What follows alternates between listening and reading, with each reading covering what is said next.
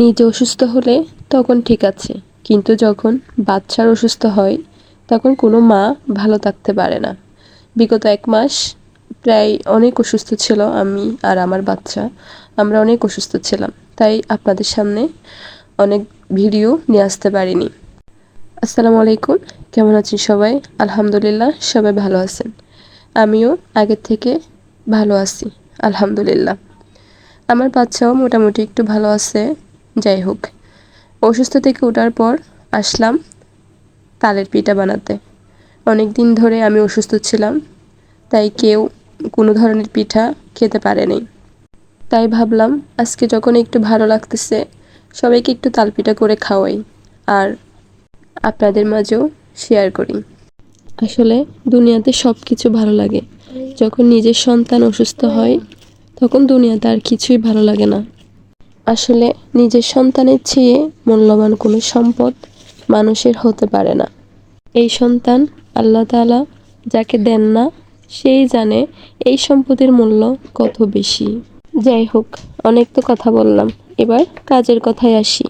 ভিডিওর স্ক্রিনে প্রথমে দেখতে পাইছিলেন একটা তাল, আর আমি কিভাবে তালের রসগুলো বের করেছি সেটাই নিশ্চয়ই দেখতে পেয়েছেন। এটা কিন্তু অন্যরকম তালের পিঠা, যেটা কাঁঠাল পাতায় আমাদের মা দাদিরা বানিয়ে আমাদেরকে খাওয়াতো। এই কাঁঠাল পাতায় তাল পিঠা আমার পরিবারে সবাই অনেক পছন্দ করে। কাঁঠাল পাতার তাল পিঠার মেইন উপকরণগুলো হচ্ছে প্রথমে তাল বা তালের রস, এরপর যেটা লাগবে সেটা হচ্ছে কাঁঠাল পাতা। আমি তাল পিঠা বানানোর জন্য যে ব্যাটারটি তৈরি করেছি সেখানে যে উপকরণগুলো ব্যবহার করছি সেগুলো হলো তালের রস, চাউলের গুঁড়ো, 2 কাপের মতো সুজি, ইস্ট, বেকিং সোডা, চিনি, লবণ আর হচ্ছে নারকেল। অর্থাৎ আপনি আপনার মতো করে যখন বানাবেন তখন সেখানে পরিমাণগুলো আপনার মতো করে দিতে হবে। আমি তো এখানে আসলে অনেকগুলো পিঠা তৈরি করব, তাই আমি আমার মতো করে পরিমাণগুলো ঠিক করে দিয়েছি। আপনারা যখন ব্যাটার তৈরি করবেন তখন উপাদানগুলো বাড়িয়ে কমিয়ে নিতে হবে। আমি কিন্তু একটা ডিমও অ্যাড করেছি, আপনারা চাইলে দিতেও পারেন, আবার না দিলে এটা স্কিপ করতে পারেন। তারপর যেটা করবেন, কাঁঠাল পাতাগুলোকে একটা পরিষ্কার কাপড় দিয়ে মুছে ফেলতে হবে। এরপর হালকা একটু তেল ব্রাশ করতে হবে। এরপর নারকেলের শলার সাহায্য কাঁঠাল পাতাগুলোকে এভাবে কোটা বানিয়ে নিতে হবে। তারপর যেটা করতে হবে, কতগুলো গরুর অর্থাৎ গরু যেগুলো শুকনো খড় খায়, এ ধরনের শুকনো কিছু খড় জোগাড় করতে হবে। তারপর একটা বড় হাঁড়ি নিতে হবে।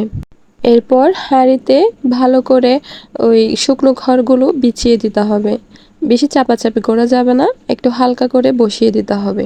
আর খড়ের উপরে পানি দিতে হবে অল্প অল্প করে, অর্থাৎ প্রতিবার পিঠা নামানোর পর অল্প অল্প করে পানি অ্যাড করতে হবে খড়ের মধ্যে।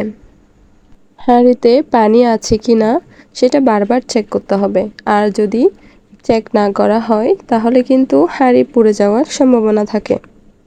এরপর কাঁঠাল পাতার কৌটাগুলো হাঁড়িতে একটা একটা করে বসিয়ে দিতে হবে। তারপর প্রত্যেকটা কোটায় এভাবে ব্যাটারগুলো দিয়ে দিতে হবে। তারপর চুলোয় বসিয়ে দিতে হবে। এই দেখুন, আমি চুলোতে বসিয়ে দিয়েছি। চুলার জাল কিন্তু বাড়িয়ে দিতে হবে। চুলার জাল যদি বাড়িয়ে দেওয়া না হয় তাহলে পিঠাগুলো ভালো করে ফুলবে না। এই দেখুন, আমার পিঠা তৈরি হয়ে গেছে। 7 থেকে 8 মিনিটের মধ্যে এই পিঠাটি তৈরি হয়ে যাবে। এই দেখুন, পিঠাটি দেখতে কত সুন্দর হয়েছে, মাশাআল্লাহ। উপরে একদম ফেটে ফেটে গেছে। পিঠার ডিজাইন দেখে মনটাই ভরে যায়। দেখতে কিন্তু অনেক সুন্দর, খেতেও তেমন সুস্বাদু।